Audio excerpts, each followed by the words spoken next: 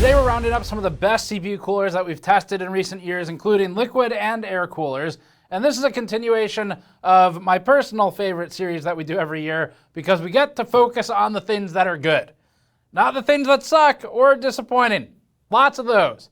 This is just the good things. So we got the fun of comparing some of the best CPU coolers this year. But there was also some huge news, which is that if you haven't checked in since last year, Deep Cooled got banned. Just poof, vanished, gone from the US market. You buy it some other places in the world, but they're gone for us. So that means that there is now a power vacuum that has formed where Thermalright, who had a key competitor from Deep Cool, is now looking at who's gonna fight Thermalright. And it looks like ID Cooling might be one of them. They're vying for that position. Arctic has gotten really aggressive on their pricing as well. But ultimately can't say large CPU cooler manufacturer gets banned was on the bingo card. It's really shaking things up.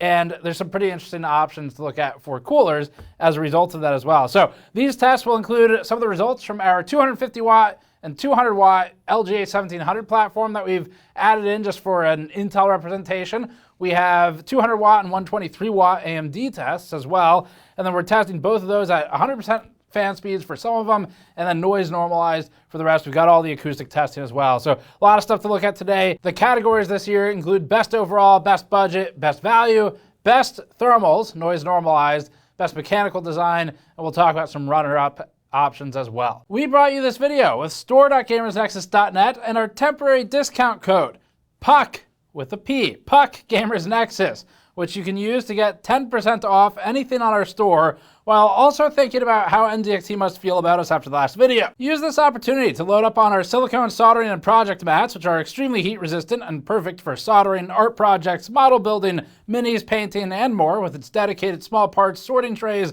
brush and pen holders, and spool holders for soldering. Speaking of minis painting, check out our brand new inductor and snowflake dice sets on the store, each featuring 7 tabletop gaming dice for D&D, Magic, or other games, from a D4 to a D20. The inductor dice use e-waste inductors that are embedded within sharp edge resin dice, with the snowflake dice featuring a miniature Snowflake the cat. Each set comes with a high quality 3-part wooden box with integrated roll tray and a card in the style of Magic. Finally, consider grabbing one of our highly acclaimed PC building anti-static mod mats featuring pinout diagrams, Ethernet wiring maps, and disassembly tracking grids. Our 3D PC themed coaster packs with fans and debug coasters pair excellently with our thermal conductivity, super nerdy, copper plated, stainless steel mule mugs as well. And you can visit store.gamersnexus.net to grab any of those or other items and support the thousands of tests we run throughout the year while getting something in return. Remember, use the code PUCK Gamers Nexus for 10% off. First up, setting the expectations. These best up roundups, again, they're intended to get newcomers up to speed really quickly, or people who are out of the market for a little while. You check out, you check back in, and you just want a quick recap of how it went this year. So we won't go into the same crazy depth that we go into for the individual standalone reviews, and we're gonna focus on the highlights. If you see a cooler you're really interested in this list, you check out some of the review materials over the past year to get the full deep dive on it, but we'll give you the key points here today. As always, for coolers that have a full review, we will link those reviews in the description below. We also tested some stuff where we didn't do a breakout review just to shove into this and see how it did. And then we'll also have the product links below via the usual affiliate links as well if you're interested in anything. All right, so we're testing a bit of everything today. For the data, we have 2 sets of data from 2 different methodologies. So some of the charts, when we talk about noise and noise normalized, that's done in our new hemi-anechoic chamber, which we built last year, and we've been running for all of our more precise and accurate noise testing. And some of the charts, it's at 35 dBA instead of the 25 dBA threshold. That's in our older open room style. So a bit of a difference between how they're tested. They're not cross-comparable, but that gets you the maximum amount of data to work with. And anything within a given chart is comparable directly. As always, we can only discuss the coolers we've directly had hands-on time with. There are hundreds of coolers out there. We have a pretty good cross-section of the big options. But if you don't see exactly what you're looking for, we'd encourage you to check other content and expand your research. You can, however, find the full charts on our CPU Coolers Mega Charts page on gamersnexus.net, which is a free website that is totally free from third-party ads. We don't have any third-party ads at all on there.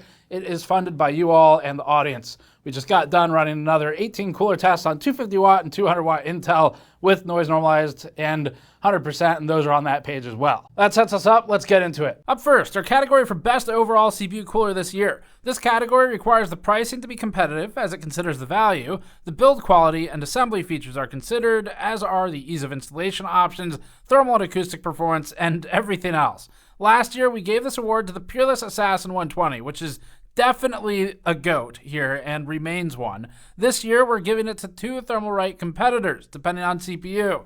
Overall, the ID Cooling A720 gets the award for coolers we've tested this year as the best overall. For our Intel bench specifically, however, we're giving a tied rank award to the Arctic Freezer 36. Let's start with the Intel results and the Freezer 36, since that one is isolated as a winner to just that bench. The most heavily weighted element in favor of the Freezer 36 is its price. Arctic said it increased the price within just months of launch, but seemingly never did. Even today, the black model that we tested is about $28, an incredible value considering its performance, at least on our Intel bench, and fiercely competitive with the Thermalright Peerless Assassin 120 that won our award last year.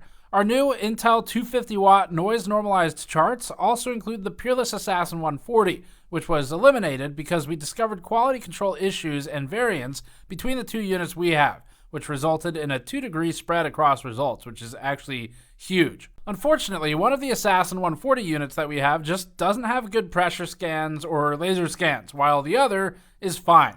We may talk about this in a future video if we do a revisit on Thermalright's current lineup, but we were able to prove the source of the difference as a combination of the cold plate and the mounting hardware.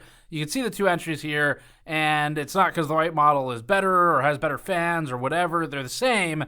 It's just that the other unit has contact issues. Anyway, that eliminates the new PA140, even if we only had the good of the two entries here. Of the remaining coolers, the Freezer 36 is the best performer after Noctua's D15 G2 HPC, which is impressive because the Freezer 36 is $28. The G2 is $150. Some of this comes from Arctic's mandate of a contact frame for the Intel version of the Freezer 36, so it's not purely like for like, but considering that's all included in the price and the kit, this is a strong positioning. One other note here, the D15 2023 model we have here performs a little bit better than our original D15 from a decade ago. This is a result of minor tweaks or refinement in manufacturing processes along the way, possibly just age of the fans or something. We talk about this in our G2 review. If you're on an older D15 from around when it launched, like a decade ago, it's likely it has marginally shifted in performance on these charts versus the model we're looking at from last year. On to the A720. In our mega charts for 200-watt testing previously, the Freezer 36 fell behind compared to its Intel results with the frame. This reveals our choice that's tied for the category, which is the A720. The A720 was also among the top two performers on that Intel chart, and it's the best performer behind the D15 G2 in the 200-watt AMD noise-normalized test. The combined chart-topping performance in both our AMD and Intel test benches is what leads the A720 to the best overall rank, with its relatively high build quality and moderate price securing the position. At $55, with occasional drops to $50, it's competitive with the best, like the $150 G2, and it manages a 55.2 degree over ambient result on the 200-watt AMD bench. This improves on the goated Peerless Assassin by 1 degree, which does have a little bit of an advantage in price. The Intel results improved on the Peerless Assassin 120 by 1.6 degrees. We recently tested the Phantom Spirit as well, but it didn't outperform our Peerless Assassin 120. The Phantom Spirit Evo has a slightly smaller tower than the Assassin, and also has a disadvantage with noisier fans found in our chambered testing. The Spirit's fan RPM is higher than the Assassin, but that doesn't matter when normalizing for noise. Overall, the A720 we think is surprisingly good build quality. The fans are well fitted to the cooler. The central fan sinks to benefit VRM cooling as well. We like the simplicity of the blackout model we have, and the mounting solution is overall straightforward, and the bulked up 7 heat pipe design helps with coverage across the IHS. The cap plates are a nice touch without overdoing the branding, and the central fan also levels out nicely with the top plates, and each fan has rubber bumpers on the corners to reduce vibration, which benefited it in noise normalizing. Its biggest downside is size, where the 163mm height makes it about 6mm taller than the Peerless Assassin 120, could limit some cases. We think ID Cooling and Thermalright are both worth seriously paying attention to in 2025, especially with Deepcool's disappearance from the US, and the Freezer 36 is also worth really considering if you happen to go Intel. Our best value award this year goes to the Thermalright Frozen Prism. Value is judged by a combination of performance for the price and not just the pure price. We have a best budget category as well for what we simply think is one of the best cheap coolers. Thermalright's Frozen Prism is an enigma. It's now $52.71, which is somehow even cheaper than when we reviewed it. It's cheap enough that we remain skeptical of whether it may have some sort of defect down the line. It seems in some ways too good to be true. But it's also philosophically how Thermalright has been approaching the market, which is to undercut everybody. Concerns we have might be gunk buildup in the future, which we've seen in different brand coolers from minimal QC processes, but currently we have no such evidence of any issues like that at this time, and we're not going to judge it on something that doesn't exist just because we're skeptical of it, so we'll keep an eye out. What we do have evidence of, though, is impressive performance. The Frozen Prism was a competitive liquid cooler in our testing, brute forcing much of its performance with a hugely protruding copper gold plate, almost comically so, and our laser scans made this protrusion even clearer. Our pressure maps show that the cooler leverages this design to brute force high pressure dead center, which is where the silicon often sits. Even on AMD, which has less centered silicon than Intel's prior monolithic CPUs, the pressure spread wide enough that it'll catch everything. In our 200-watt heat load thermal benchmarks from the review, the Frozen Prism 360 ran at 49.7 degrees Celsius over ambient when noise normalized, whereas the best liquid cooler we tested at the time, the Liquid Freezer 3, ran at 46.7 degrees Celsius over ambient.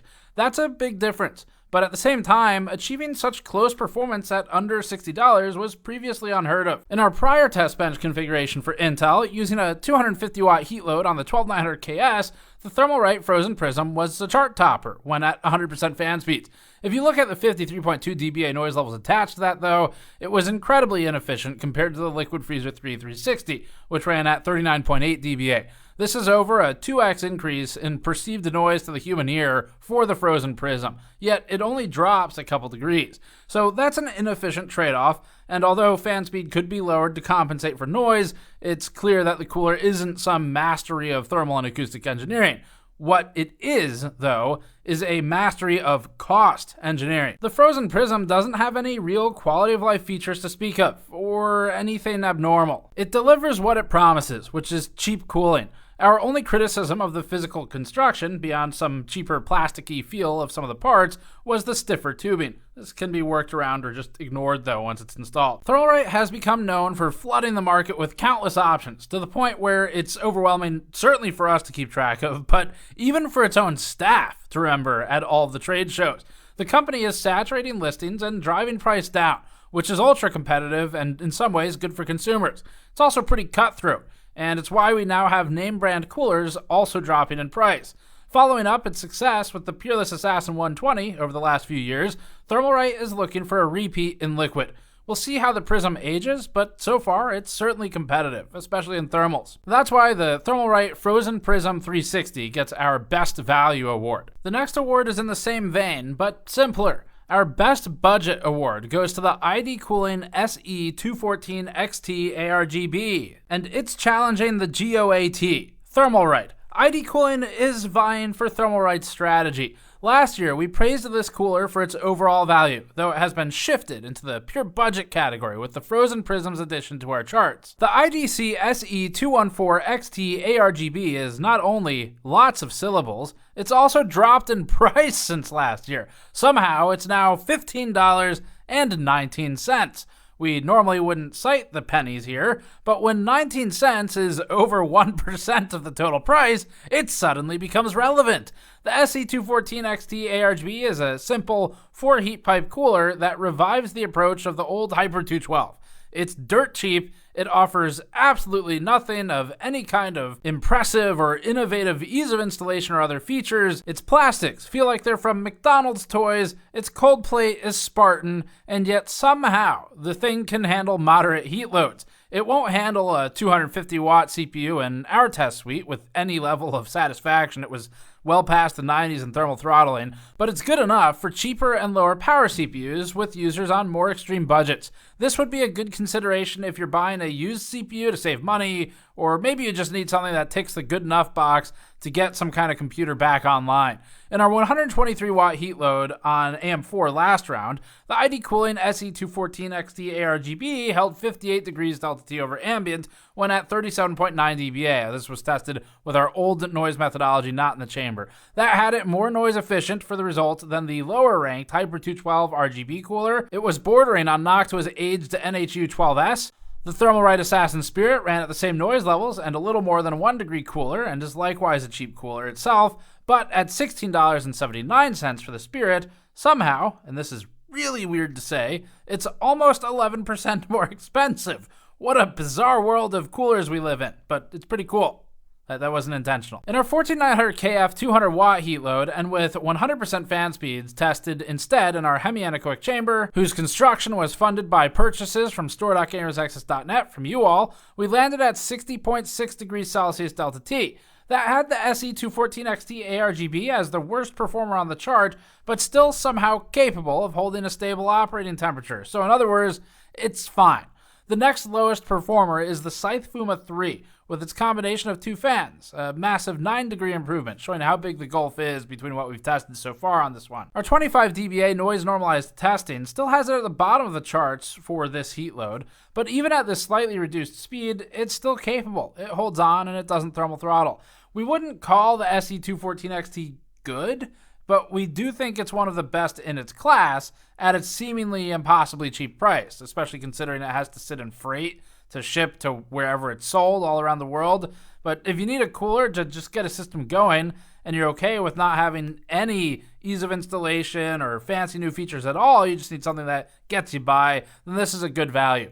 ID Cooling seems poised to challenge Thermalright in the future. Next up is the category that everybody skips to in the timestamps. Yes, we're calling you out, but it's fine with us because it's the most important category. This is for the best noise-normalized thermals, and because we have both liquid and air coolers in the charts for this roundup, we're assigning the award to one liquid cooler and to one air cooler. It's weighted equally between them. The Arctic Liquid Freezer 3 firmly receives the Best Noise-Normalized Thermals award for both overall and for liquid performance, but air can't be expected to compete at the same level of liquid, and there's a completely viable reason you'd want air instead. So for air coolers, it goes to the Noctua NH-D15 G2. However, we do have a runner-up award for the ID Cooling A720, which we've listed because it's $100 cheaper than the NH-D15 G2. But this is a thermal category, and it's really just numbers focused. So let's focus on the charts. Starting with the Liquid Freezer 3, Arctic's revision of its Liquid Freezer 2 tried a number of new things. It shipped with a mandatory contact frame with its Intel variation. This complicates matters in some ways, and it's not always for the best. We found that Arctic's contact frame was worse than other options on the market, but its cooler design was such that the other options couldn't be used instead. So that was unfortunate. It still, however, was better than the installed ILM from Intel. For thermals, the Liquid Freezer 3 is just as impressive as its predecessor, and its price is similarly competitive. In 200 watt testing on AMD with our older noise-normalized approach in the room, the Liquid Freezer 3 was the clear chart topper when we limited pump speed to 70%, which helped us reduce noise from the pump and allowed us to use that noise budget on the fan RPM instead.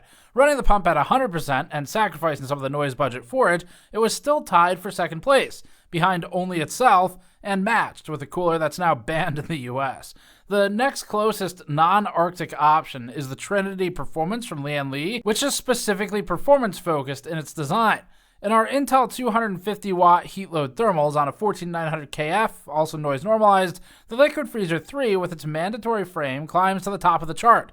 It's ahead of the Frozen Prism by enough to not be margin of error or test variance. It's also ahead of the Light Loop 360 and predictably ahead of all the air coolers. Now, if you threw a contact frame on these other coolers as well, they'd climb up in the ranks too. The Liquid Freezer 3 remains a top recommendation of ours for performance, though we do find its contact frame solution frustrating for Intel. It's an area where if they rework it, they should actually be able to bump up the performance even more by better distributing the pressure. We talk about that in our review though. On AMD, it's much simpler. Moving to air coolers, the victor of noise normalized for pure performance is the Noctua NH-D15 G2 HBC for our Intel 250 watt bench, or LBC for AMD. Previously, we found that the G2 HBC outperformed even its closest competitor, the A720 from ID Cooling, by a couple degrees. And a couple degrees might not sound like a lot, but when you look at these charts, it's often the difference between the top and the bottom of them. So it's impressive. And finding more than single degree differences between air coolers is rare. Noctua's work on the high base convexity cooler really worked for Intel, but it's also the recipient of our best mechanical design category, so we'll save all that discussion for a few moments from now. On AMD 200 watt testing when noise normalized, we also found Noctua's D15 G2 LBC, or its flatter model, to be the current best noise normalized air cooler result by pure numbers objectively, behind only a stack of liquid coolers. As some honorable mentions for runners up here, since most builders are in the market for something cheaper for air cooling, the ID Cooling Frozen A720 Black takes a clean second place in both our Intel and AMD CPU cooler testing. The Frozen A720 is well balanced between the two platforms. It's a relatively large tower, so check your clearance of the case because it may have clearance issues in some cases, but its $56 price point makes it one of the more affordable competitive coolers. And it's $100 below the D15 G2, so definitely worth putting on your radar. The next award is for the best mechanical design. This covers the total execution of every physical aspect of the cooler. That's pressure distribution, laser scans, ease of installation features, a highly usable design, aesthetics, and the cooling itself. This year, we can easily give it to the Noctua NH-D15 G2. Like last year's winner for the category, which was the Assassin 4, Noctua's NH-D15 G2 isn't a good value cooler. It's $150, which is insane for an air cooler, but this category isn't for value. It's one that completely ignores it. We can appreciate the engineering for this one. It's extremely well built, and it takes careful consideration of factors often ignored by other cooling solutions. The NH-D15 G2 was secretly developing something similar to what we showed with some custom-made Scythe cooler cold plates that we had Scythe make earlier this year, which was trying to game the cold plate convexity to better match the CPU heat spreader's surface concavity or flatness. Noctua was working on this for years, and it launched 3 models: the standard G2, HBC, or high base convexity, and LBC, low base convexity, so sorry to our Long Beach City viewers, it's not you this time. These models subtly modify the convexity or flatness of the cold plate to better pair with deeply deformed Intel 13th, 14th, or 12th gen CPUs, or use the flatter one for the relative flatness of AMD's AM5 and AM4 CPU integrated heat spreaders, or IHSs, with the LBC. Standard is meant to work on anything. We used our 3D laser scanner that we bought for cooler testing on the D15 G2 and discovered that the names really matched the curvature with standard basically in the middle. We found that this wasn't a gimmick and that there were actual measurable and repeatable differences in benchmarks. Whether you'd notice those, especially at the price, maybe not, but it's still very impressive. Noctua also lands on this list for its careful attention to detail on the fans, which it pairs and matches with slight RPM offsets intentionally in order to avoid a potential beat frequency phenomenon that could be annoying for some users. We have a whole interview with one of Noctua's team members to talk about the engineering topics behind this.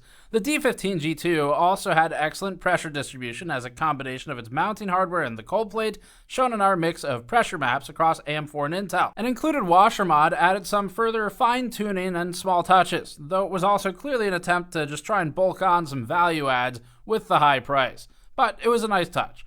Thermally, the D15 G2 didn't blow away any of the other coolers by massive margins, but it is definitely an improvement, and it did improve on some of the best coolers on the market. In fact, when we ran the tests in several of our charts, the D15 G2 was technically the new best. Now, it is a good cooler. Of course, spending $120 more than competition doesn't mean it's suddenly competing with a 360mm liquid cooler of the same price, but the G2 with the HBC solution and a washer mod on Intel ran at 52.5 degrees delta T over ambient in our review results for the 250-watt Intel heat load, which was better than coolers like the Peerless Assassin by several degrees, and it's impressive. But predictably, this cooler is behind high-performance liquid coolers. The physics just won't support beating water and the huge surface area of a radiator. Being realistic about performance expectations is healthy though, and Noctua never claims to be better than a 360mm water cooler. We appreciate what Noctua has done with its mechanical and thermal engineering. This is why we do this. It's to look at cool stuff that really tries something new, and a lot of times these learnings can be applied to the cheaper products later. The company may move slowly, but at least with this one, it moved with purpose. As we said in our review, this is the type of thing you buy if you have your heart set on it and you can afford it. You're buying Noctua's name with the G2. You are not buying some massive, impossible increase in performance, but in the very least, Noctua has shown that its support is good. It has already delivered one free update for owners of the G2 with a relatively minor rattle complaint. So well done, Noctua, for the NH-D15 G2's mechanical engineering. All right, so that's it for this roundup. Really fun as always. I love doing this kind of stuff because it just lets us look back at the really good stuff in the past year or so. In the case of coolers, they don't really age as long as the mounting hardware carries forward. So better stuff comes out, which is always good, but at the same time, you can keep using stuff that's a few years old, or in the case of the original D15, I mean, technically like a decade old. It's just that they do become a little less efficient over time versus modern competitors, at least when you look at price. So anyway, kind of fun. We have best CPUs on the channel already. If you want to look up what the best options are for this year, that includes prior tests as well. And we also have best cases online if you want to get caught up on that. And that one was particularly exciting because we skipped it for the end of the year last year because we were revamping our methodology. And so now we have it back, and you should check it out. It's a really fun piece. There's a lot more coolers we want to test. Looking forward to doing more. Check back as always for that. You can go to store.gamersnexus.net to support our roundups and our next year of testing directly while getting something cool in return. Use the code for 10% off, and check out the NZXT video if you didn't see it. And otherwise, subscribe for more. Thanks for watching. We'll see you all next time.